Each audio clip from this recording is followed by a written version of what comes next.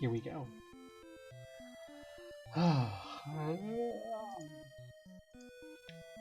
It's early morning. Didn't sleep super great. Feeling okay though.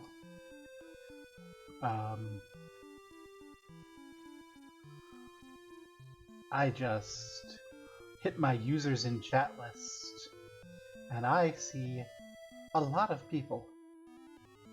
I also am very much aware I did not remember to turn off emote only last night, so I'm hoping that's not going to blow up in my face or anything.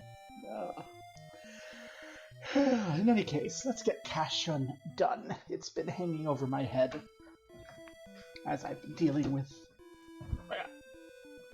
getting myself comfortable in my goddamn chair. Wobble, wobble. 5 years ago, I had this really, really nice executive chair that was so comfortable. It was... You could not be uncomfortable in that chair. You sat down, you were comfortable.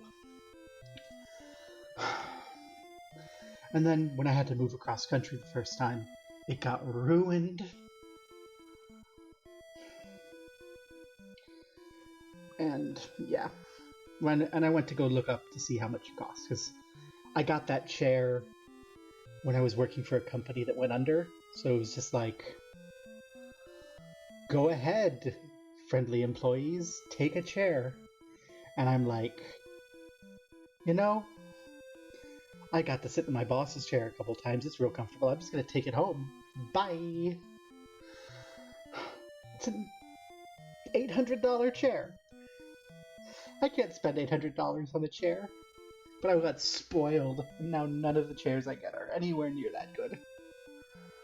I think I'm in like a $250 gaming chair that all my friends are like, this is the most comfortable chair ever, and I'm just like, not compared to that overpriced piece of shit that my boss had that I stole. That was a good chair. Gone now. Rip. In any case, Kashoun, let's go.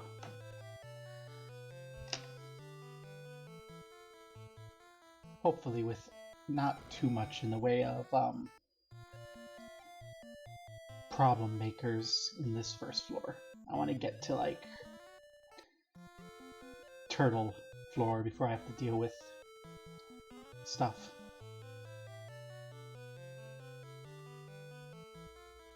I could go in that room and fight the enemy. I don't think there's anything in there, though. Like, we can fight those ogres now. Okay. What I want is I still want Barbie to get to fire, too. So let's do that.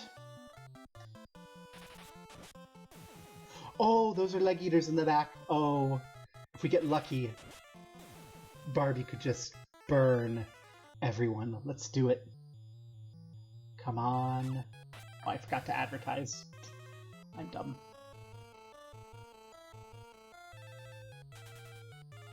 Let me do that while we're dealing with it.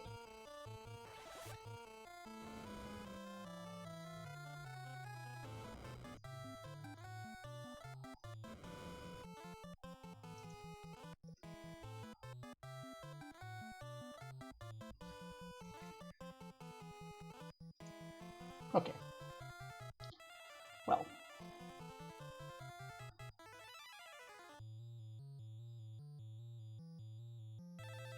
You could just fire that one.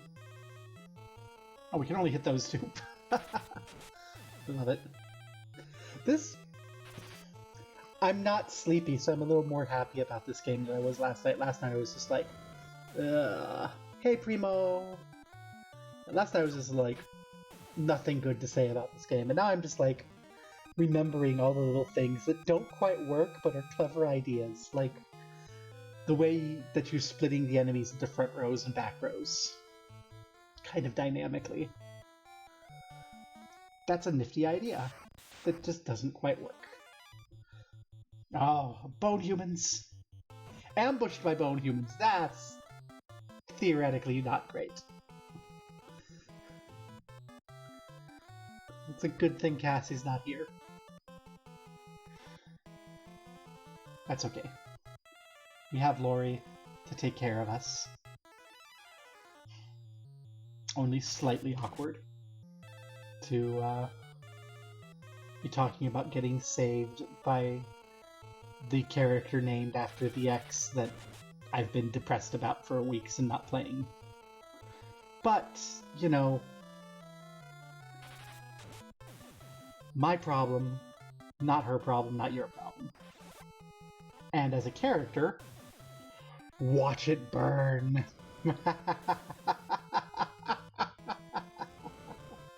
We have not found Primo. I have no clue where Primo is. I'm getting worried that Primo is the Dark Knight. I'm getting worried that we're going to find Primo at the end of the game and have to kill him.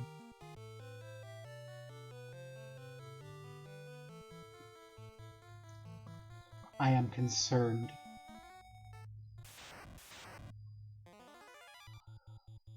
Oh, they're just ogres. Okay. No wizard ogre. I'm not too terribly worried. I mean, ogres hit hard, but we can take it. We can take 3 men. And an opportunity. I'm doing a Primo-less % speedrun. Considering that I think that we're like a third of the way through the game at 12 hours, and my estimate for an average playthrough is 20 hours, I don't think that this is something we want to call speedrunning at all. I think we're looking at, not great. S2 is not doing much. I wonder if I should grind Bolt with them. Let's grind Bolt. Just take this opportunity to do some Bolt grinding. Because we need to get Bolt up. Eventually we'll have someone that we need to use Bolt against.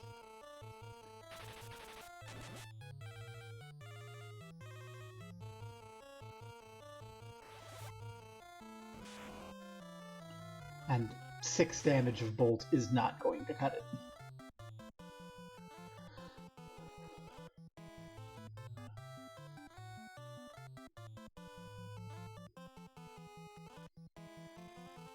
It could be a euphemism. It could be an engineering thing. Oh, we cursed him. How lovely. Or it could, more importantly, be what we're doing in the game when we're casting bolts so that we get better at casting bolt and have access to some lightning elemental damage at a decent level. Like how we can finally deal with the turtles because we have ice access.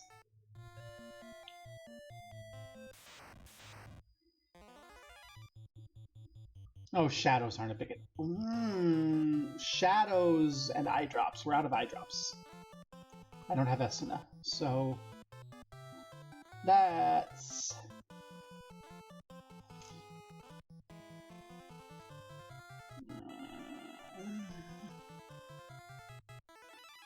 We're gonna grind Bolt.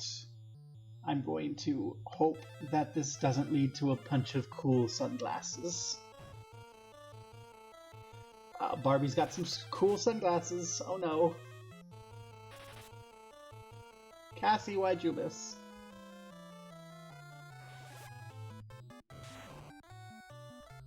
Bolt does not affect these very well. Okay, they're resistant to lightning. We've learned a lesson here. Miss.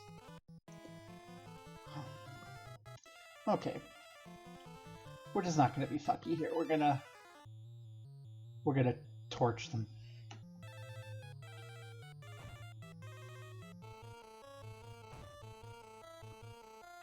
Gordon's got cool glasses now too.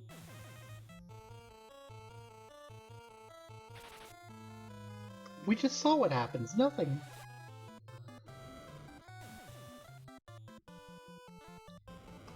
Should have just led with the fire, then we wouldn't have any cool glasses.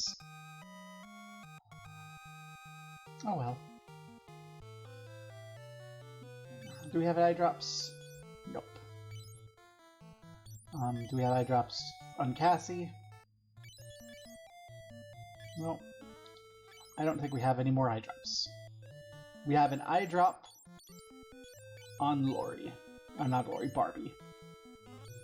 Well, we regret to inform you, Gordon, that Barbie's more important. She hits really hard with her axes.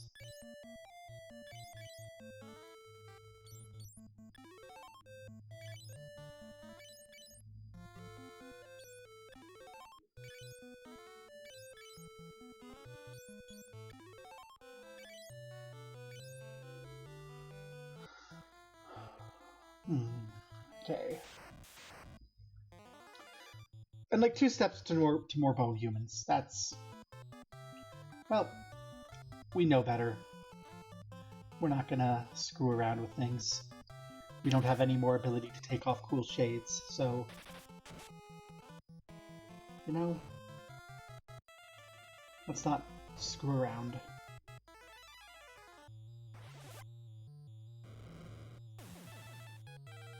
Bam ba ba da. Bam ba da. Okay. Fire resolved.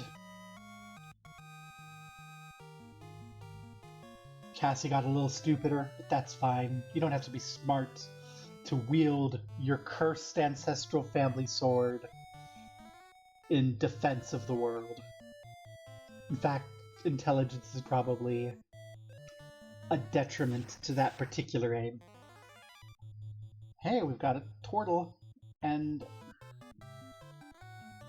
wizard ogre. We need to take care of that wizard ogre first, because it's our problem.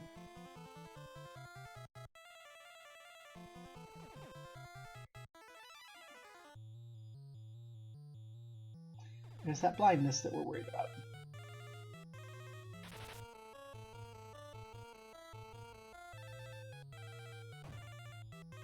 Land turtle I'm not too worried about. Bye-bye, turtle.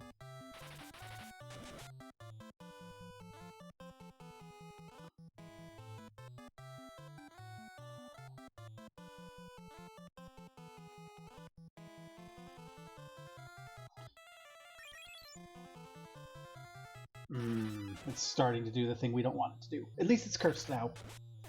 And dead. There we go.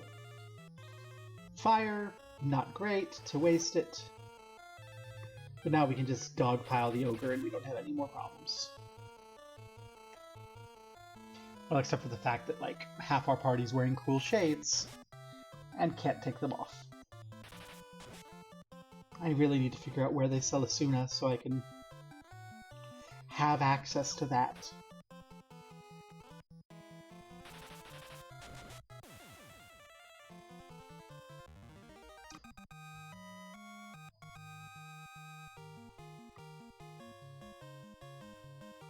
Yay, axe up. Ooh, we stole ice from someone. Who is going to learn ice?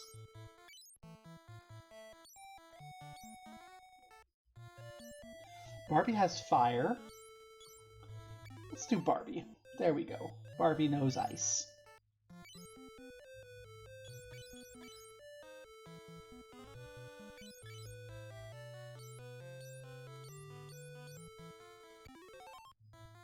That'll do.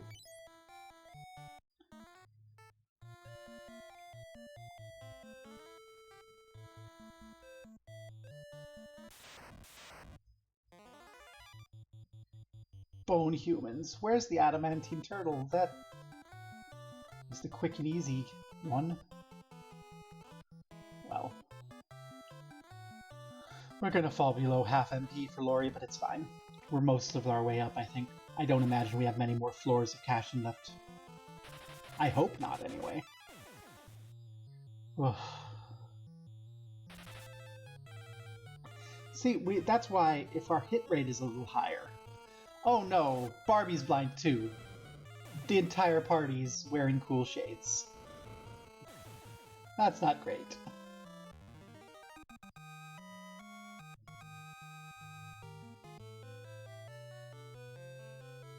But we saved before our run-up, so if we do end up running into problems, we can just fly over.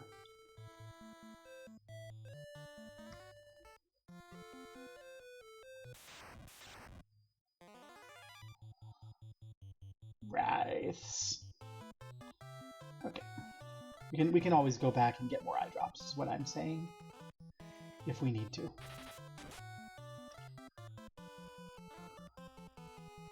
Like if we die. For now, we have a room full of rooms. That first door on that building was a trap. I'm concerned all but one of these doors is going to be a trap, and one door is going to be where we need to go. And we're going to suffer. The moral of the story here is you really can't abandon your castles, or else they're going to get filled up with fucking turtles and zombies. Gordon, why did your family abandon this castle? You're failing your basic duties.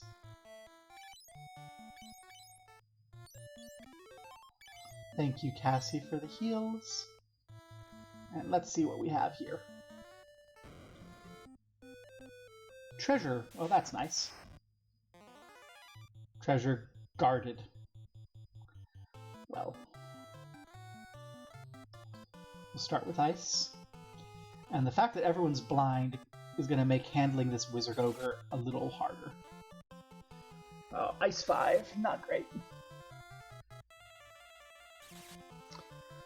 Hopefully no one has trouble hitting our Wizard Ogre. Except Lori, who's going after our turtle. No, Gordon, why? Thank you for cursing them. Cassie, that's important to us.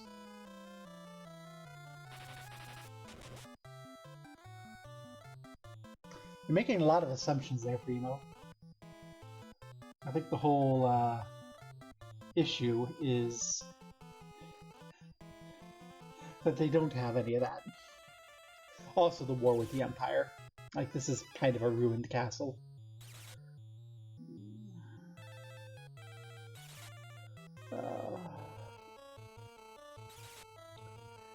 Ogre Wizard casting ice. Cassie, why? You're not blind, you should hit.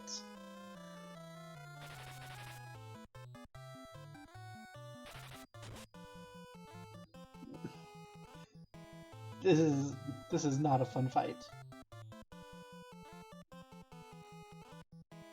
Ugh. I don't know, at this point I would appreciate just the fortune to afford to buy a condo in the city. Oh my god. So like, maybe TMI thing, but like, maybe like foolish TMI thing, but IRL, I make in the top 5% of incomes in the United States. And I can't afford the mortgage on a condo in a city worth living in. It's fucking absurd. Places want fucking $500,000 for a one-bedroom condo? What the hell? And like that same town with $500,000 for the one-bedroom condo. You go a little bit further down the street and you can, for $1.1 million, so just a little over twice the cost, get a 4-bedroom townhouse. Like, the German prices are much more reasonable. Before Elise and I broke up, when we were considering possibly getting a place in Cologne, I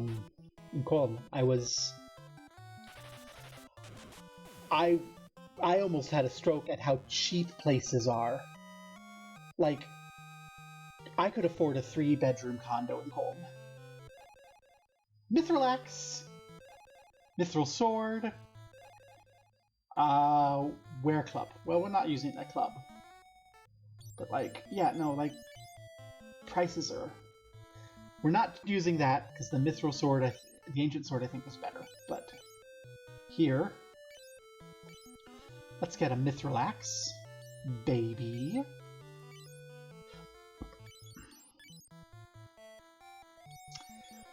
You know what, Gordon? We're gonna take a hit on your effectiveness for now. No, we're not. We're gonna... Yes, we are. We're gonna give you a mithril sword. You need to improve things. Your spear, I know you know how to use it, but it's just a spear. Let's get you a mithril sword. Get yourself improved.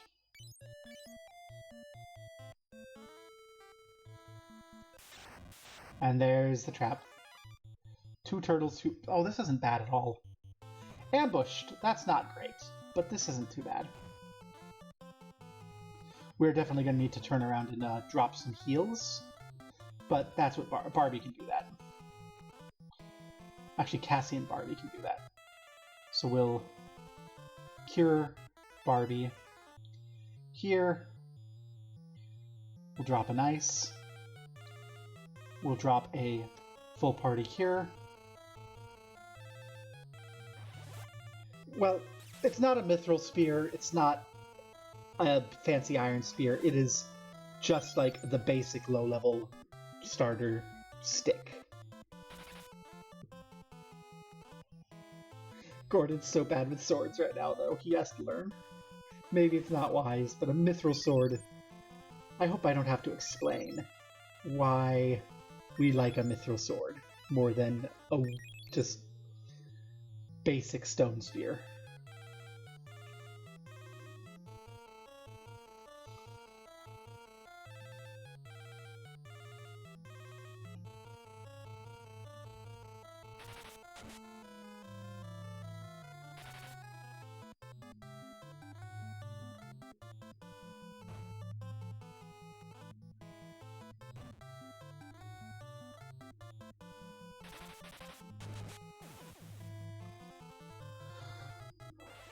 Oh.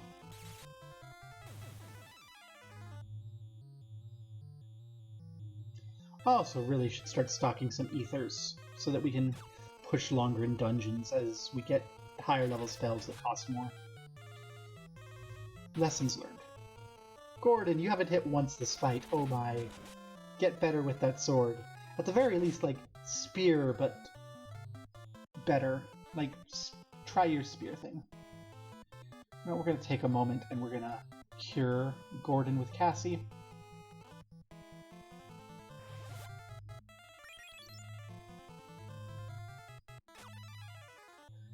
Good chance to improve Cassie's cure capabilities. Gordon finally hit and killed an ogre. We're going to give all that credit to Gordon to appease that dorky loser prince's pride. Okay. So... you know, even if we have to flee, that was a success. This is gonna be a trap. I'm gonna drop a save state. This is gonna be a trap. Nothing! I don't even want to fight this fight. That's a trap. We're not going.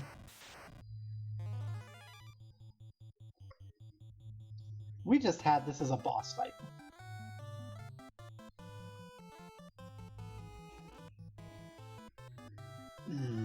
So I'm tempted to see whether or not Ice 2 will kill these split with the increased magic power. I think it'll be about 100 damage each. I don't know how many hit points they have, and they hit hard though, so I'm not going to do that now. Yes, I will. We're gonna see. We're gonna see what happens. We're gonna learn.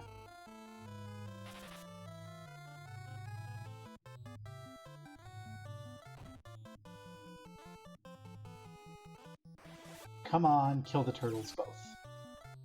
Yeah, we know it's not going to do much to the ogre. I want to see what these do to the turtles as it's split up. 36. Okay, not enough. We're going to need like 3 Ice 2s to kill the turtles. So a waste of 2 mana, but it's fine. We learned something.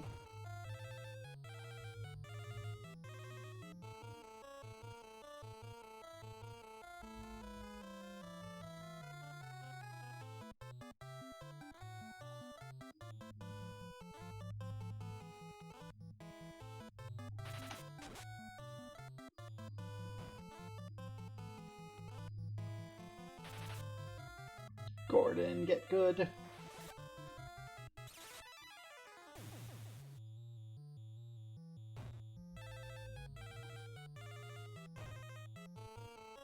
Oh no, Barbie fell. That's actually really bad.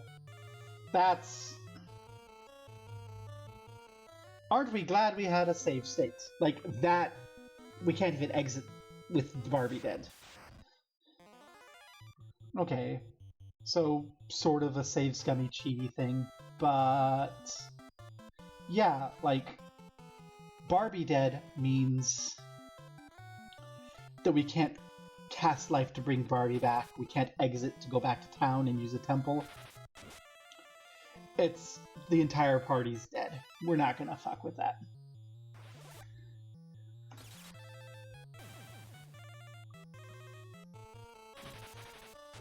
Is it save scummy? Is it dorky? Is it losery? Yeah. But I'm a dork and a loser. And I have made my peace with that. I mean, I was late to start my stream today because I was watching a video about how VR chat can inform the future of the metaverse, and I've never even done VR chat. And I was watching that going, darn, I would love to do VR chat. I wonder if I could make this Barbie avatar work there. There's our way up. But we have another door we need to check out. Are you a trap? I am save scumming, so let's find out if you're a trap. Yep, you're a trap. Oh, this isn't a problem. Just burn them, thank you.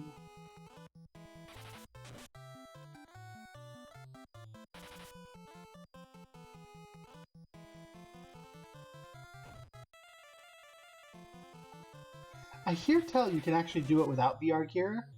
It's not as good, but like, watching that video, it reminded me a lot of IRC when I was a kid.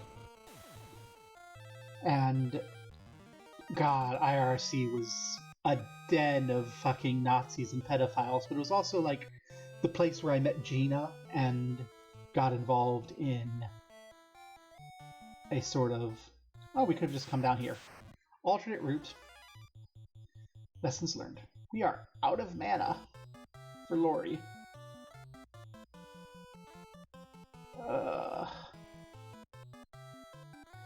I am concerned that we may have to actually leave and go back to town and get ethers and eye drops. But like, yeah, like, I met some cool people there. Hey, Nicolay. I got involved again in the totally legitimate Hikaru no Go Dojin scanlating community in 2002 when I was in high school. Totally not illegal on like 20 different levels. We had someone buying copies of the Dojin in Japan, stripping and scanning it, and then we had another person who went through and like translated it. Then Gina revised the translations because, yeah, we're gonna have to leave and fly away and come back because we're about to fucking die. Oh god. Well, we've learned what's over there, and we've learned we need to go back to town because we're gonna need an ether to get up. So let's just do that. So, word.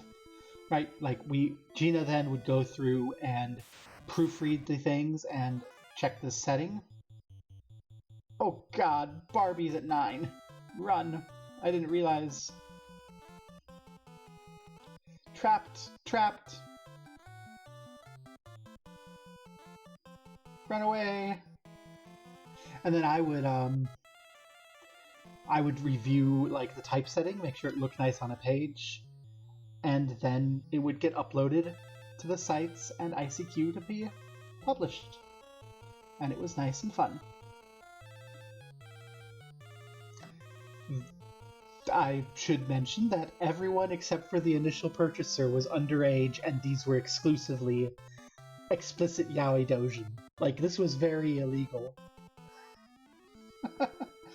uh, so, like, IRC was, even when we're having fun, it was great.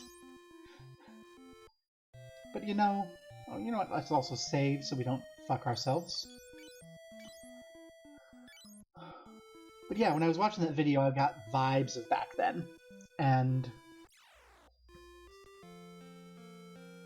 since I'm old, so I remember when Facebook came around, and I remember how when Facebook came around, we were kind of... Oh, come here, you little shit. Yay!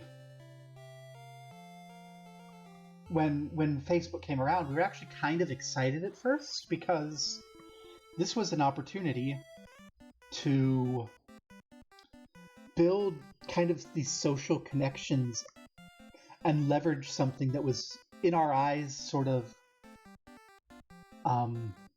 IRC-esque or AIM room-esque in our real life. Like, in real life, we were using AIM, but it was really hard to sync all that together and organize things. You had to keep track of everyone's username if someone forgot it. So when Facebook first came out, it was really kind of interesting and exciting, right? Like, we were not thinking, this is the evil overlord. Fuck you! That's exactly the direction I didn't want you to go. We weren't thinking that it was evil overlord time. We were thinking, hey,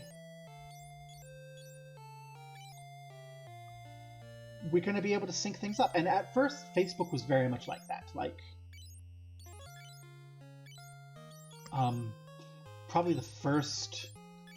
Really, until about 2011, Facebook was actually good for, like, socializing with people you knew IRL. And developing, like... How do I want to describe this? Like... We would when we hosted a party, we'd just make it a Facebook event, and it was great.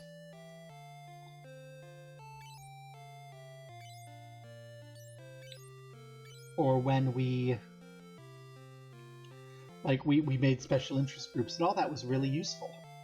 And at the time, a large part of what was going on in our minds was how we were being able to do what we were doing with ICQ, only now it wasn't like horribly ridden with pedos and shit.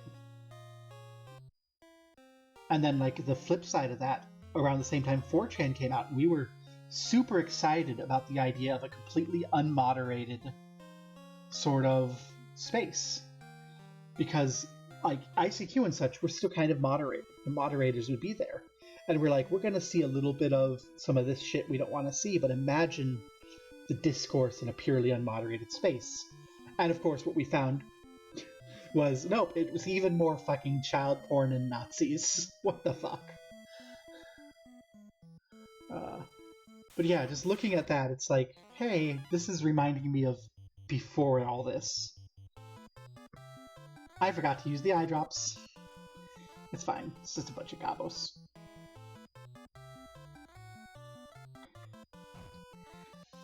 And, like, I don't know.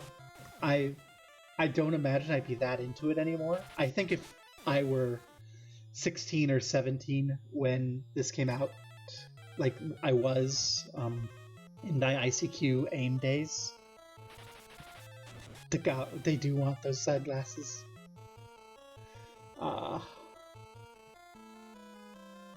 If VR chat came out when I was a teenager, I would have gotten into it a lot, but I'm not really interested too much in it. But I do like the idea that it's sort of giving a second chance to solve the moderation problem without doing what we did from Web 1 to Web 2, where a bunch of weird, sanitized corporate interests took control of the moderation process and, like, made everything shit.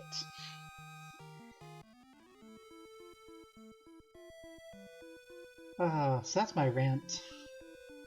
my completely uninformed rant based on one 20-minute video that I watched to make myself a little late. Remember when I hated sprinters because they were a pain in the ass to deal with? I forgot again to unblind everyone. Doesn't fucking matter. Let's take off everyone's cool shades real quick. I should have gotten a few more eye drops. I neglected to.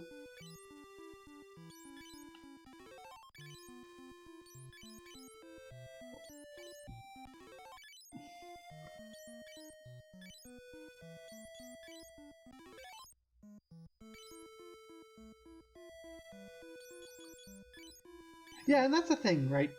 To remember, like, when I'm saying me, I mean me and my friends who were the sort of people who went to the coffee shop and stole the table and hung out and socialized while the owner of the coffee shop was like, are you gonna buy more? Because we just, like, would get one latte and sit for, like, 4 hours socializing and chatting. Like, very much an extrovert squad. Not so much a tech squad. Like, I know I ended up in tech, but it's important to note I studied math. And, like, not computer science related math. I studied topology and partial differential equations and stuff that is lending itself to me realizing how much I've forgotten now that I've got a new hyperfixation related to it. But not stuff that I actually use in my job. And I have a friend who was in a math degree who's become a programmer, but her. Oh no, I misgendered one of my IRL trans friends. She's done this to me before too. It's one of those cases where both of us were in the closet for like 20 years. So we knew each other for like 15 years as our little masks.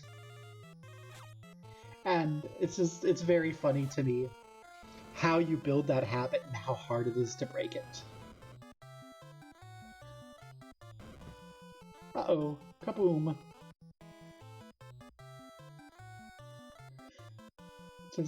But yeah, no, she studied like algorithms and algorithmic mathematics.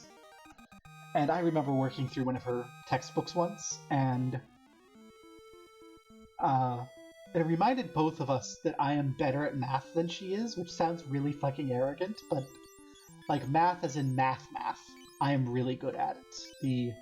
The stuff about proofs and formulations like that. But I am shit at calculation. Guess what they pay you for if you have a math degree? They pay you for calculation, and then they are like, why are you have a math degree? And I'm like, yeah, to do math, not to calculate shit. She's really good at calculation and programming, but as I'm sitting there, I'm just like, yep, this is so boring. I really would rather not have to do any of this ever again. As I was working through one of her, like, the courses she was excited for. And then she turns around and I'm like, well, here's what I'm doing. And I think it was bootstrap statistics I was doing at the time. And I was looking into some of the theoretical underpinnings of bootstrap statistics, and I'm passing it over to her, and she's reading what I'm doing, and her eyes are glazing over like it's the most obtuse, absurd shit she's ever seen. And I'm just like, what? It's fun.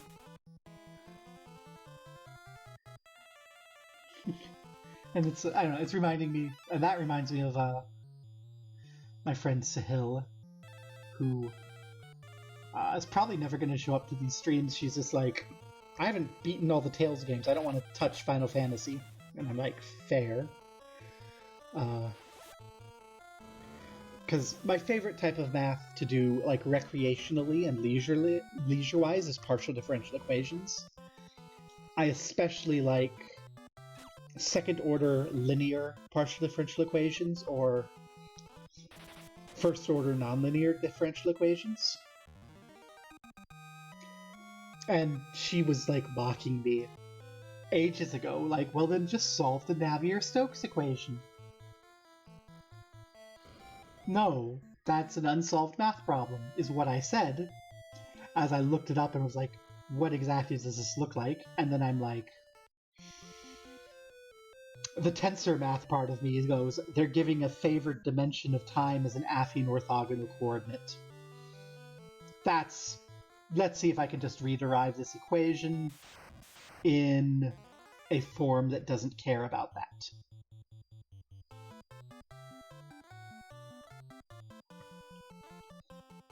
And I do. It's not a terribly difficult exercise to rederive things in that way. You'd have to make a certain observation about what they're assuming about the way that your velocity vector field moves through time. Namely, your fluid velocity vector field, like u, which is at the core of the equation, has each of your spatial coordinates, and then it's assuming that you move forward 1 unit at a time in time. And when you recognize that and say, aha, that's what they're doing, you can see that the time-dependent parts of the equation are arising out of a dot product with that 1. And you can say, we don't need to assume that. And it makes the expressions, the solutions in theory, more complicated in time. But it also means that instead of having to do, mu del squared u plus and dt du dt, you can do a kabla, and it will cover the entirety of your derivatives in this single kabla operator, and you don't need to make any assumptions about the form of the coordinate that you're assigning to time. You can mix a time and a space coordinate if you want to. Probably not something you'd want to in an engineering perspective, but from a math perspective, it makes it much nicer, cleaner.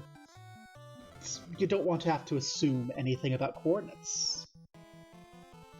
Or at least I don't want to. And then I'm like, okay, I'm done. Well, I know that there's some things known about existence and uniqueness of solutions. I know it's an unsolved problem, but there's some things known. I should probably just go through, make sure that any conditions that are known are written in the same time-independent manner. And I have discovered something. I have discovered something horrible. Something truly terrifying. We have conditions, or can find conditions with some level of ease, to determine, apparently, uniqueness and existence of solutions to the equations in circumstances where the region under question is bounded by a single surface. But if it's bounded by 2 or more surfaces, those techniques break, and we need to introduce a constraint that is really, really stupid. I look at this constraint and I go, what the fuck is this even? Why do we need this? Why does the addition of a second boundary surface mandate this constraint? And it's a really restrictive constraint. Oh my god, it's it does not make sense that it should be a constraint in the real world, and it's not a constraint in the real world. Real world problems don't comply with that constraint. And it bothers me. And so I found myself reading a book trying to learn more about why that constraint is there. And realizing my algebraic topology is out of date, and I'm waiting for a book to come in on algebraic topology, so I can just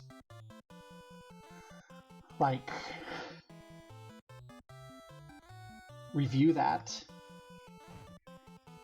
And I realized I'm working on the Millennium problem.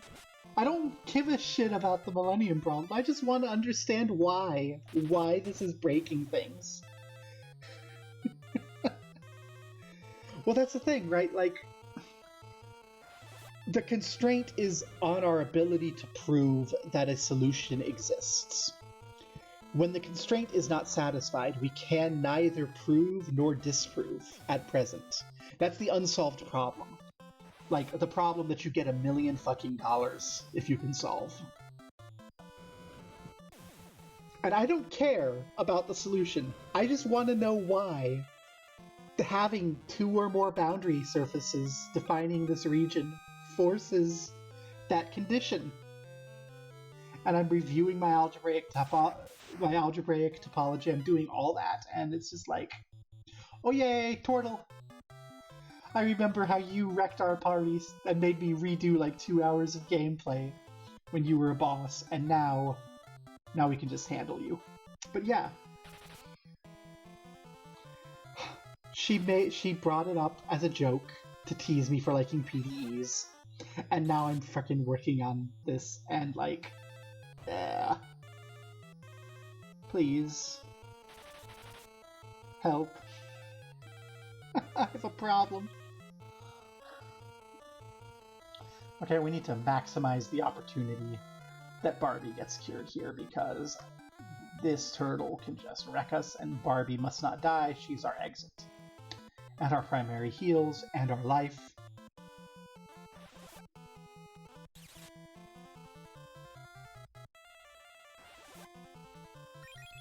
But yeah.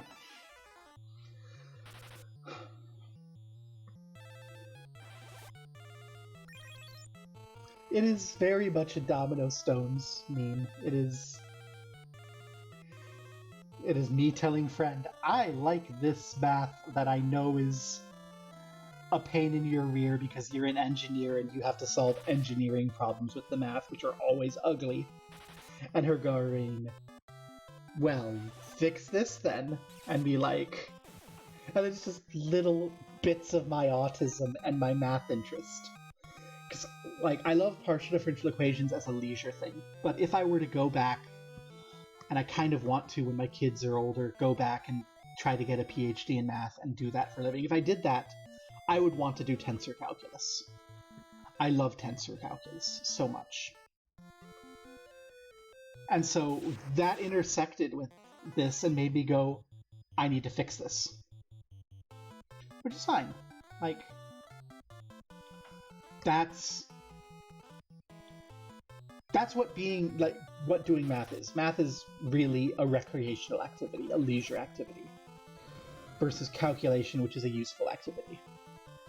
If mathematics develops a useful result, it's generally because someone has come along and seen a mathematical result and gone, I see how we can contort the real world to fit this model. My favorite one of that is Gauss's number theorem, which Gauss had written out, like, I forget exactly. Oh, it's these fuckers. I've been so lucky not to deal with any of these fuckers this game. God damn it. Fucking were-rats. Why? I have the internet. If I'm gonna ramble on about this shit, let me ramble on about this shit. Gauss number theory primes. The prime number theorem. Where's my statement of it? Da-da-da-da.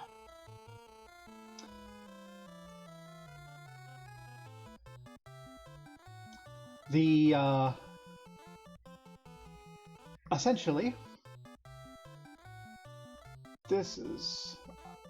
Oh, this isn't what I want at all. Gauss prime number theorem. That is what I want. This is talking about people who proved an alternate form of it.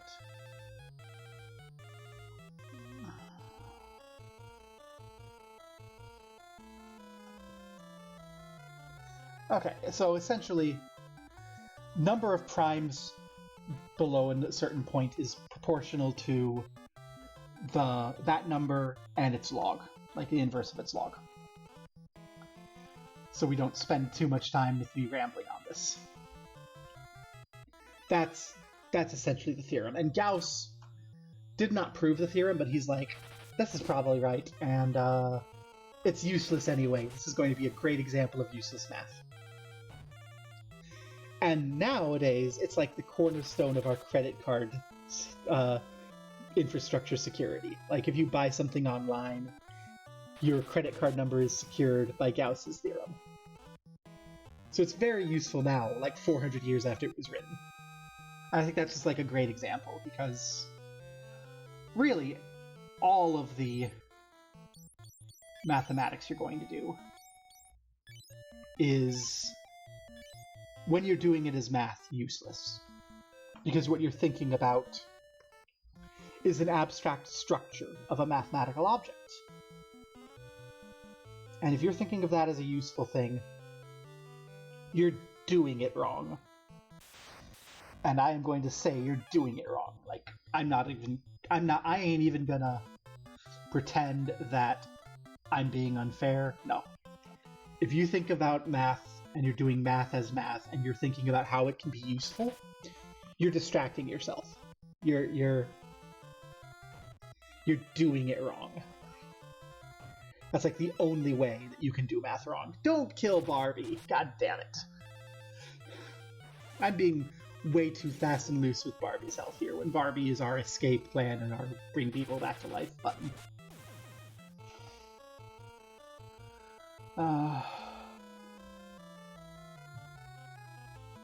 But where was I? I had a conclusion.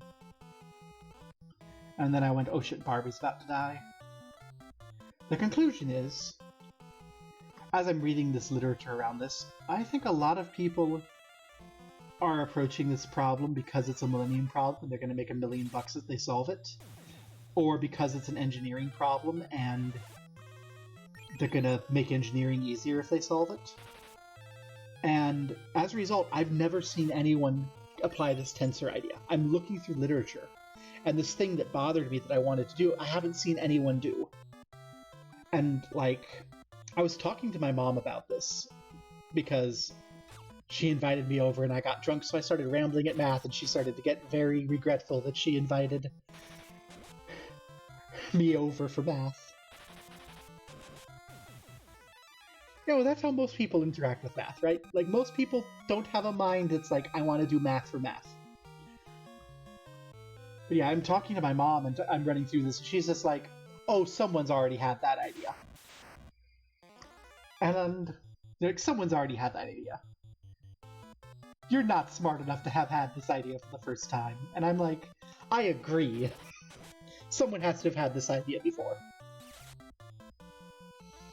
But if they have, I'm not finding anyone published a paper about it. I'm just like, seriously, someone has to have done this already. And yeah, all I'm doing right now is trying to learn and review enough so that I can properly understand the derivation of these existing existence uniqueness proofs, so I can make sure that I can formulate them in a manner invariant, not just in space, but also in time. Like, I really am not super interested in solving the problem, although it is bothering me that this boundary condition exists, that this boundary issue happens. And part of me's hoping that if I make this invariant, it goes away. Because it's... Ooh, sleep. It seems like the sort of thing that would go away. Who should have sleep?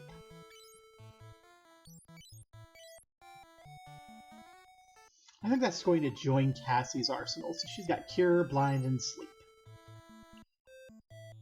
Cassie's gonna start doing our status effect stuff. But yeah. Oof. Okay. New floor.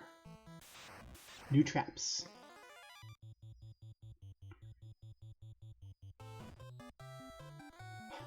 But yeah, so conclusion, moral of the story. Calculation and mathematics are different. And we need to We need to train society to understand that someone trained in mathematics is not necessarily trained in calculation.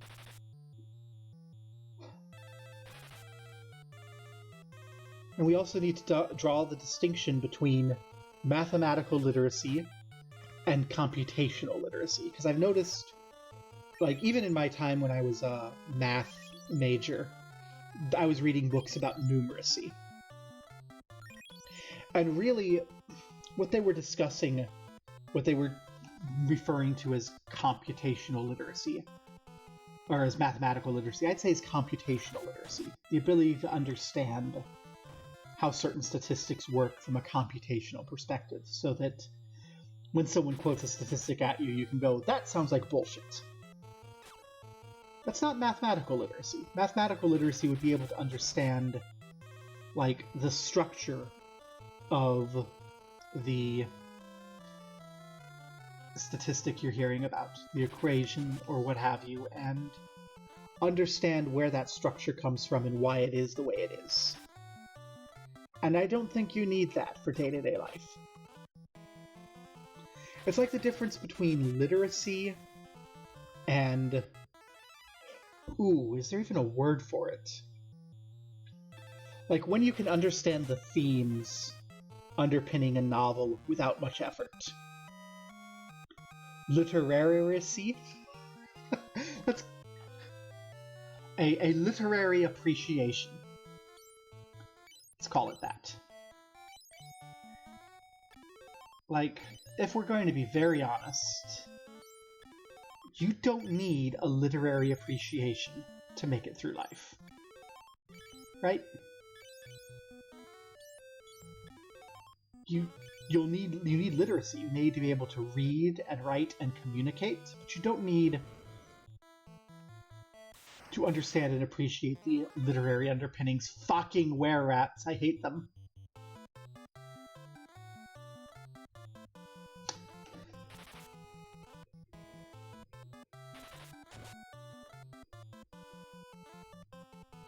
That's exactly what I'm referring to, actually, Primo. That's exactly what I mean. Like, and I studied math and physics. Like, I was a double major, so I studied both. And I really experienced that when I was in my physics work, because as I was going along in my degree, I really became more aware that I thought more like a mathematician. So we'd get to a point in physics and we'd be like, here's the expression that resolves it. How do we know it? We asked the mathematician, and I'd go, okay, but how the fuck do we know it? How's the mathematician know it? And, like, I loved quantum mechanics, because in quantum mechanics... Oh, antidote! In quantum mechanics, we would encounter... Let me heal, and then I can try to find the word. There we go. Heisenberg notation. Heisenberg's matrix methods for handling quantum equations versus more fucking were-rats versus the Schrödinger equation.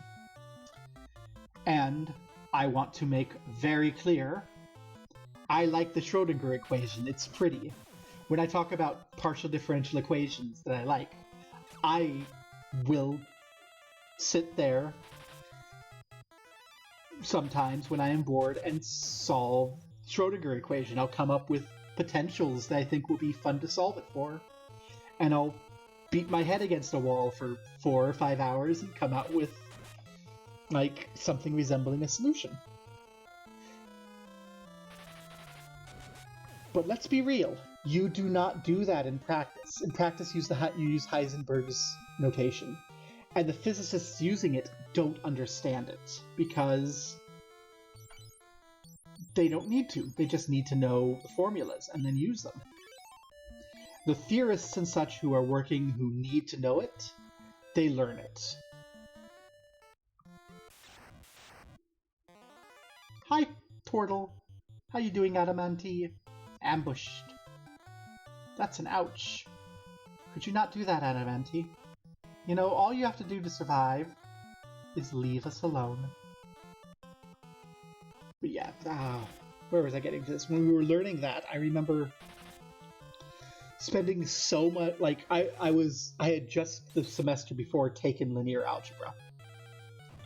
And it had been a very calculation-oriented linear algebra class. And as a result, I found it to be exceptionally dull. Because we were just calculating things all day.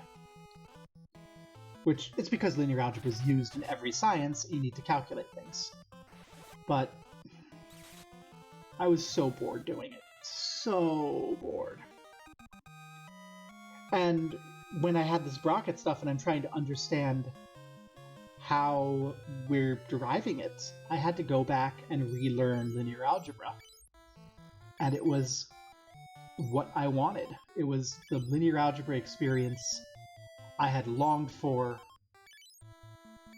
in that linear algebra class. Gold armor and monsters. Uh-oh, this is probably not something we want to be fucking with. Let's cure everyone. Fire everyone. Fire everyone. I guess you're gonna hit a mine. Yeah, I get very unhappy doing that too. But like, there's understanding and there's different. There's understanding and there's understanding. Like, from a physics perspective, I've learned that the physics people want to understand what the formula means, where the parts of the formula come from, and why they are that way. Whereas I want to understand the mathematical structure that underpins the formula. Why are we allowed to do this? What about this makes it, a thing that we can do? Well, the mine went off. Ouchie ouch. Laurie's dead. That's what I was expecting to happen when I saw the mine.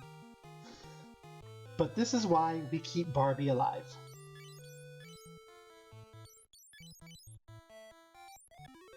Laurie's back! Cassie, you don't actually do much magic, so will you please cure Laurie a couple times?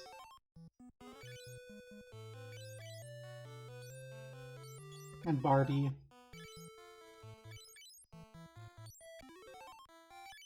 Thanks. So I don't know. I don't want to tell you what your level of understanding is, but... Oh, no. We have so many ways to go. We have ethers. It's fine. Let's check out what's over here. Wizard Ogre. We're just gonna dogpile the Wizard Ogre because we want it dead.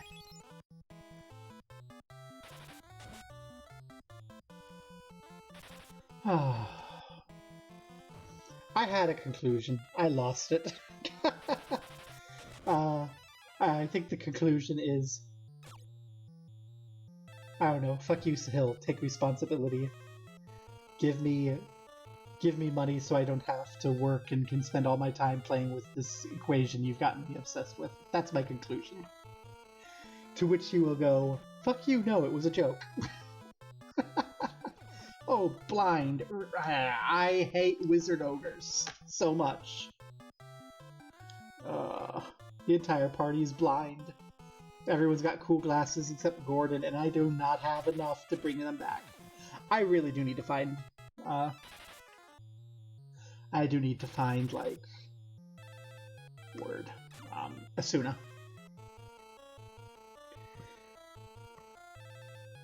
Should I show the Navier-Stokes equation that I saw and went, ooh, I don't like this? And then the version that I drew, that I, like, mathed out, that is time invariant. Should I show them? Is that something you want to see? Or is that going to make you feel like you don't know enough math?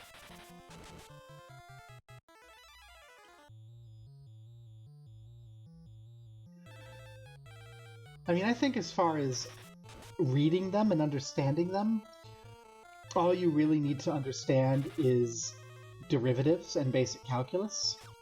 And, like... Okay, you'll have to know what a del and a kabla are, but those are easy enough to explain. They're just convenient ways to represent derivatives in terms of vector spaces.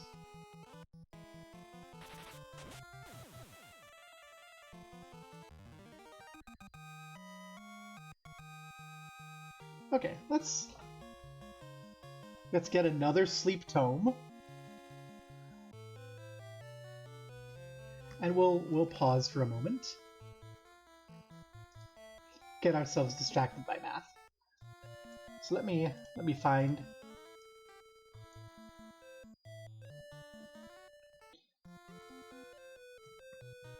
And I'm going to find the version I like to look at that I used, because it's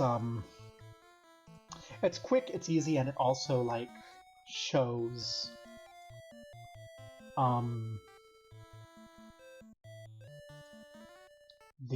some explanation. So this is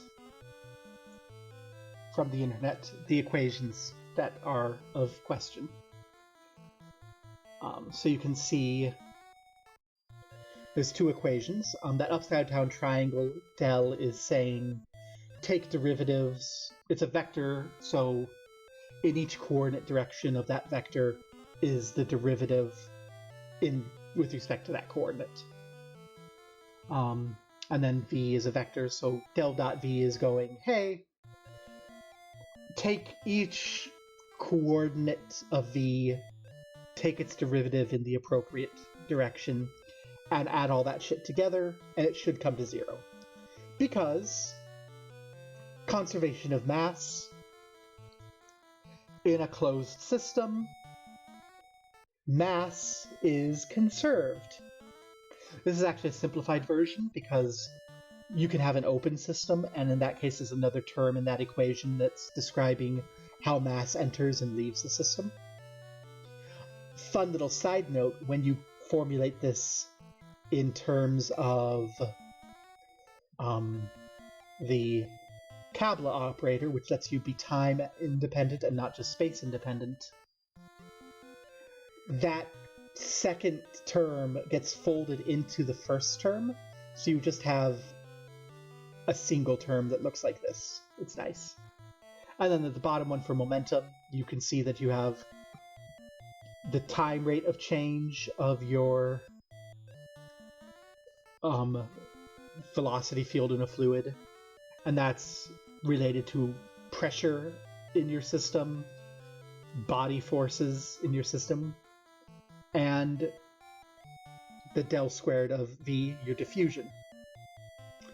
And this is a very sensible, easy thing to build. It makes perfect sense from a engineering perspective. Your flow of a fluid is going to be related to its pressure, to its diffraction, and any internal forces, plus external forces you want to apply. But there's that dv/dt, and I hate that. I hate that so much. Because it's forcing us to take linear affine time. So let me see if I can find my thing somewhere. It's been like a week since I actually did this, so it's hiding somewhere. I think I'm gonna have to go to Facebook where I sent it to a friend. I think that'll be the fastest way to find it.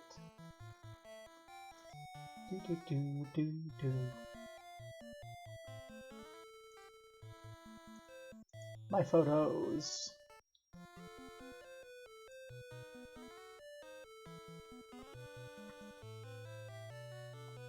Is that the one I want? This is it.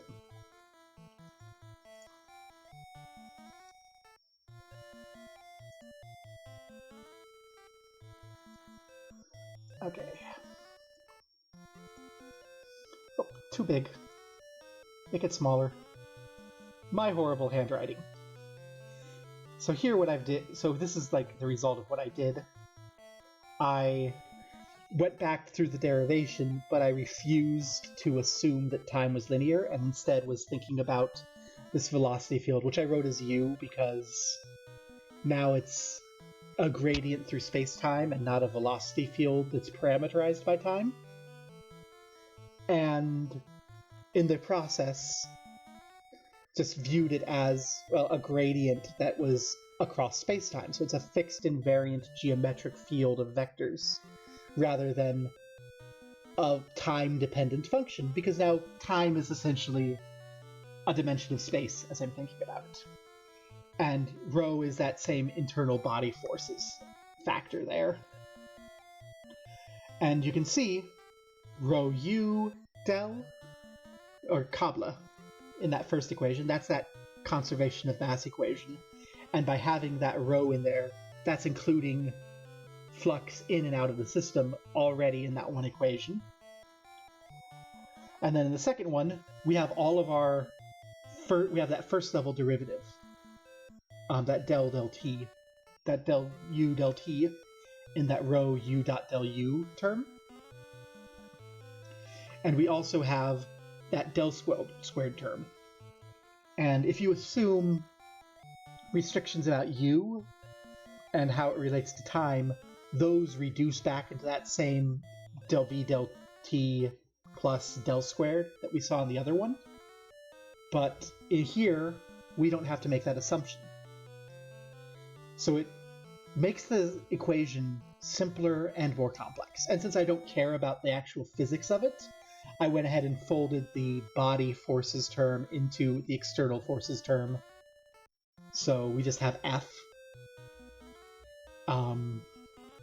I think I might have to separate it out though, because I think body forces might be dependent upon U. Like, I have that pressure outside because I think in general pressure is going to be dependent upon U, because as you have your velocities, if something should occur that causes your velocities to be pushing all of your fluid towards a particular location, over time that position of that location is going to get higher pressure. So I think that pressure term is U dependent. So I want to keep it separate from F. And I think that the body forces might also be U dependent. I'm not sure. I don't know the engineering or physics. If they are, then I want to split them out from F and move them into the pressure term. But since we don't actually use pressure anywhere, I could take the pressure and the body forces and combine them from a math perspective into internal velocity-dependent forces versus external velocity-independent forces. I didn't even think about doing that. That's a thing that could be fun to do. But pi, in case you're wondering, this is what autism actually looks like in real life, is not streaming for 2 weeks because you're distracted and playing with an unsolved equation that you have no intention of solving because you don't like seeing a derivative with respect to time and you have to fix it. Let's get back to what we're doing.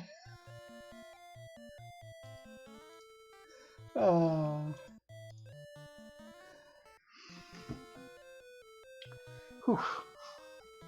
I didn't breathe enough during that rant, so I'm a little dizzy. Okay. Resume. What's up here? Another trap. No, treasure.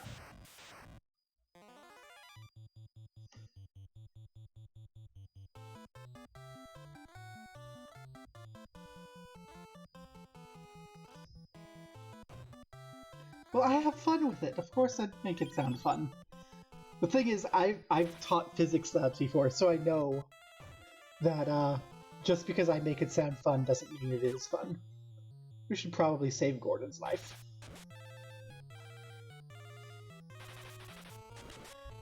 I had to be very clear, solving those equations is a nightmare. I don't want to solve that equation.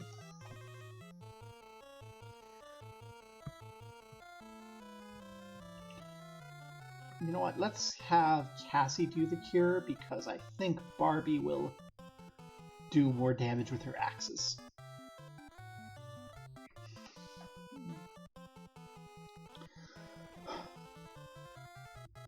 Since I'm going to be going through and reviewing my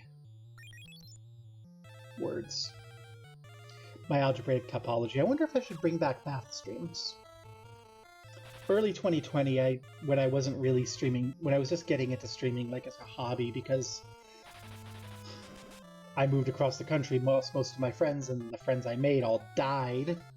When I was in that situation, I was trying on Saturdays to stream math. Because I like math, and no one came. But part of me is wondering if I should, like, try to resume my math stream and just be like, work through reviewing algebraic topology with Barbie. It's probably just now the ultimate nightmare, right? It's probably boring for everyone involved. Come on, kill the wizard ogre.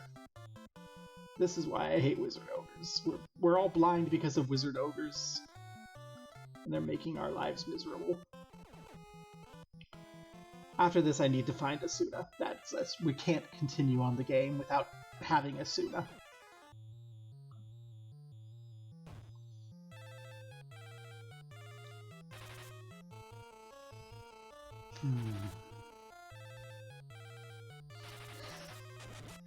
I know, right? No one wants to watch math. But it's fun. Like, especially when you consider that we're going to be doing a kind of higher level math. This blind is pissing me off because we're doing so little damage.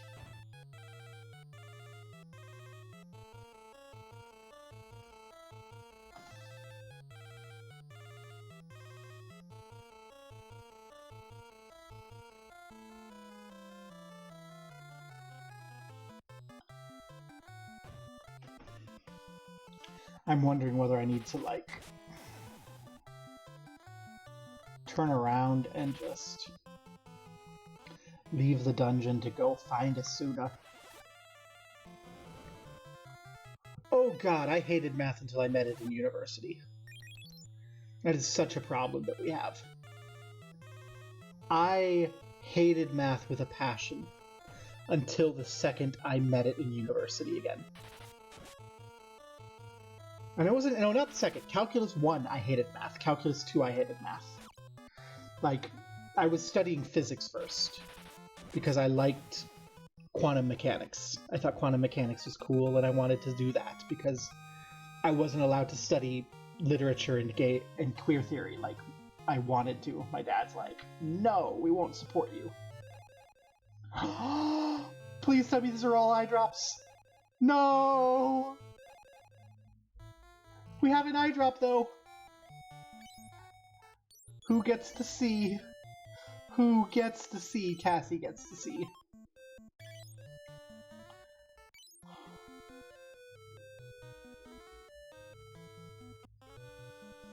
Oh my gosh, it's just... Ooh, ghasts seem not fun.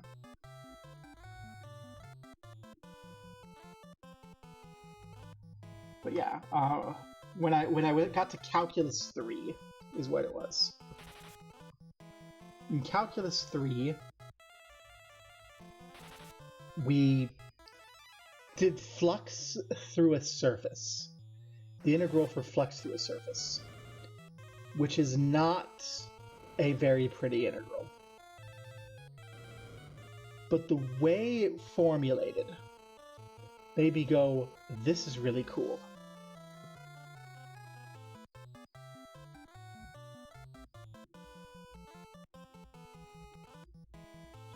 So that became my thing. Please don't kill Barbie. God damn it!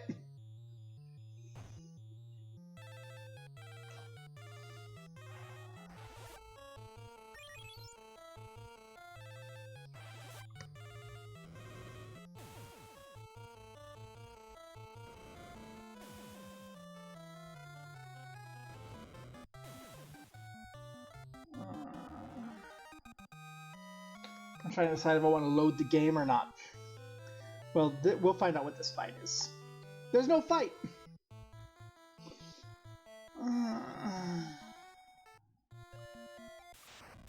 Maybe there's a Phoenix down there.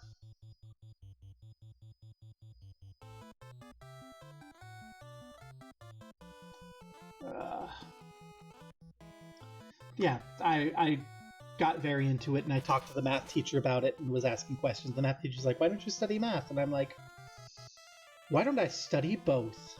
And so I did. And then I ended up not getting my physics degree because I am very bad at experimentalism and couldn't finish my optics labs. Womp womp. But yeah, no, schools really do foster math hate, and I think a big part of that, having been a math major and taken the math courses that are required both for math and math education, math education people are the sorts of people who like that sort of math, which is not the sort of math you encounter in your engineering. It's not the sort of math you encounter in your sciences. It's not the sort of math you encounter in math. And when you have a course that's required for math education majors and you teach it for mathematicians, they get very frustrated. And like,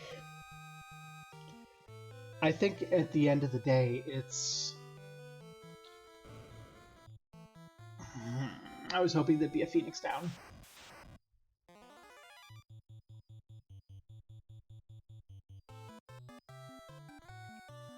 I'm trying to avoid reloading my save because I don't want to, because we've gotten so damn far. And Barbie's dead, so we can't exit. And really, there's not that much drawback if Barbie stays dead, so we're not gaining XP, but still. I don't wanna reload, so we're gonna try to see how far we can push. Probably foolish. But yeah, from the like math education point of view, like the way they teach it, there's people who like it, and I knew people in school who liked it. And the problem is they're the ones who are going on to teach it, and they teach it the way they like it. And it's not great for most people, and it's not very representative of how math works. So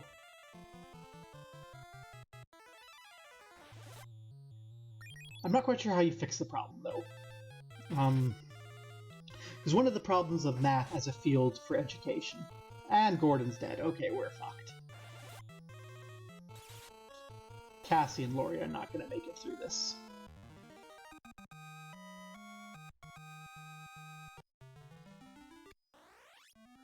I'm going to have to go get a drink, I think. But yeah, I'll just finish my thought and then we'll go get a drink, and I guess we're going to go find Asuna because we need it.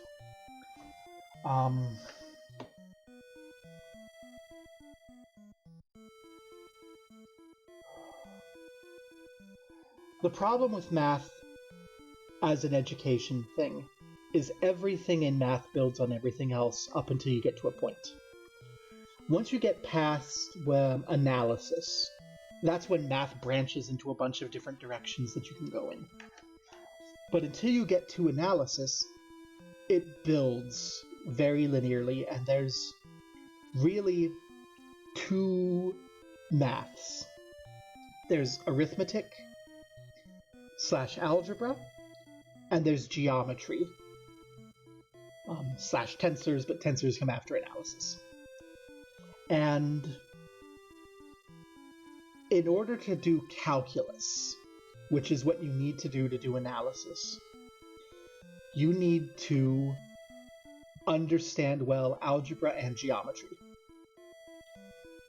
To understand algebra, you need a very good footing in your arithmetic. And you kind of need a preview on things in arithmetic that are important. Like when you first learn in school how to factor numbers, how to go What are the factors of 6? 2 and 3 are factors of 150. Well, you got 75 and 2. 75 is going to have a 5 in there. 5, 10, 15, 20, 25, 50. So that's 10 plus 25, so 15. So we have 15 and 5 and 2. 15 is going to be a 3 and 5, so 3, 5, 5, 2. Or 2, 3, 5, 5 is 150. Right? Did I fuck that up trying to do that in my head? 2 times 3 times 5 times 5. 150. Okay, yeah. When you're first learning that, the elementary school teacher, who is not a math education major and probably has no idea what analysis is, does not understand that what she's teaching you there is the most useful and important thing in math. Factoring is so important, and the way it's introduced, you're just like, ugh, I have to memorize these multiplication tables. Ugh, I have to try and do it backwards. Why? And then when you go to geometry, the big thing there is structures of geometric proofs. But the way they're taught is very formulaic, and it's just like, I gotta memorize things. And in neither case do you realize you need to understand them. You don't realize you need to understand how numbers are broken up to do arithmetic and algebra well. You don't understand that you need to understand what these geometric proofs mean about the structure of space and unit. And you start to learn a little bit about factoring and why it's important in algebra when you have to factor equations to solve them, but you still don't really understand how important it is. And then you get to calculus. And people go, calculus is hard. But the thing is, calculus isn't actually that hard. You have one major concept you have to leap your head around. And you have that in algebra too, right? In algebra, you have to make that concept of the variable. The idea that you can do math with a number without knowing what the number is. In calculus, you need to get the concept of a limit. The idea that you can approach a thing without actually getting there. You also kind of need a sense of infinity, of the infinitesimal. Once you do that, there's only two operations. Really. There's take a divide a thing by a really infinitely small number, and there's add a whole bunch of shit together with the special case of adding together an infinite number of infinitely small things. So you have derivative, series, and integral. And there's more to it, there's lots of how you do those. But all of it's pretty easy as long as you can do your algebra and your geometry. But your algebra and your geometry, you're not encouraged the way it's taught to understand them. So when you get to calculus and you have to understand them to follow calculus, calculus gets really, really, really hard. Because you don't know what you need to know. And then once you have calculus, you can do analysis, and once you have analysis, you can scatter off in every direction. But learning up to calculus is a 12-year process. Like, it is not unreasonable that you have to take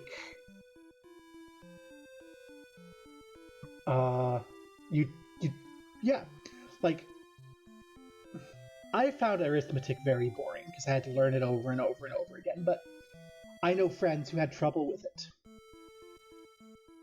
Some of whom are engineers now who make more money than I do.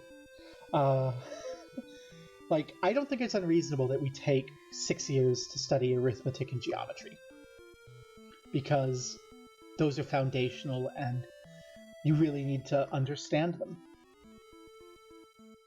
I think it's bad that we don't understand what we need to understand about them until you get to algebra, so you don't learn what you need to learn. I think it's a little unfortunate that we don't learn our algebra fast enough. I think if we were really, what we really need to do is we need to get our get pre-algebra to 6th grade, algebra and geometry in middle school, and then do our pre-calculus and calculus in high school. If we can get that done, people can understand enough math to do anything. But part of the problem is the way we build our world, we depend on advanced mathematics everywhere. You depend on it in your business degrees. You depend on it in your music processing software. You depend on it when you drive your car. Whatever you're doing, you're going to be using math, but you're going to be using it behind like 3 layers, right? Like, at my day-to-day job, there's a lot of math that goes on, and I don't do any of it. Because some engineer at AWS programmed the software to do it. I don't even have the choice to do it myself. And I can look at times when I'm looking at the software lagging going, I know what math it's trying to do, and I guess I know what algorithm they're doing. And we've hit an edge case where that's not the right algorithm to calculate this. But there's fuck all I can do, because that's an AWS engineer problem. And all I can do is use the endpoints AWS opens up for me. So, oh yeah, that's a thing that we do a lot. And part of that is because the teachers don't know that. Yeah. And the thing about it is, in a lot of school subjects, it's not that bad, I don't think. Like, in physics, you learn Newton's laws. You learn about Newtonian spaces. And then you learn that that's not true. It's more complicated. You have relativity. You have quantum effects. You have thermodynamics. You have complexities in thermodynamics. And so you learn it, and then it's wrong, and you learn the details. Same sort of thing in history, right? You learn your national myth, and then you go through and you talk about where the national myth goes wrong. And then you build your history, and you get the details. You know, and you learn that whatever level of history you're at, if you go one level focused, you're going to learn how everything you know was a lie, because you had to simplify it. You learn that in science, you learn that everywhere. And I don't think it's that big of a problem outside of math, because you're not building on it in the same sort of way. Math, in order to learn calculus, you have to assume the algebra and the geometry are rock solid. And they're not. And that makes everything harder every step of the way, which makes people trying to learn it angry. And then they look and they say, oh, I don't actually have to know this. The software will do it for me. And then they become more and more dependent on a small group of technocrats who know how to write the software. And then everyone is dependent on Microsoft Excel or whatever software you're using. I need to get a drink. Take a breath. So we're going to be taking a little break here. It's a-okay. We're going to be right back. Ooh, let's put that there. So get a drink. Exactly. That's another big thing. Math is a thing you do. Calculation is a thing you do. And they are not the same thing. And you need to kind of learn both. But I'm gonna go get a drink, take a breath, take some time, use the restroom, stretch your legs. We'll be back, let's say, back noon CDT. That's our planned return. Peace.